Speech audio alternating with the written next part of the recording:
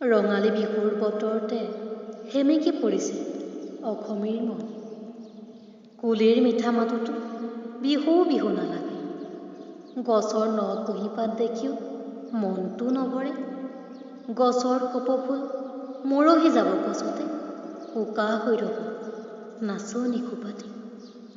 আজি ঢুলীয়া পেপুৱা ককাইদেউহঁতৰ মনটো ভাগি পৰিল নিৰাকাৰ।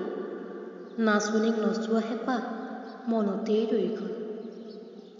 তাঁতৰ পাততো উচপি উঠিছে তাই। চেনাই লৈ বোৱা বিহুৱানখন দিব নোপোৱাৰ দুখত। আজি দদাইদেউৰ চোতালত কোনে বিহু মাৰিব?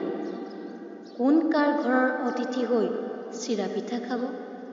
সঁচাই আজি দেখোন অসমীয়াই কাণনত ভাগি পৰিছে মহামাৰী কৰোণাৰ মৃত্যুৰ ভাবুকিত।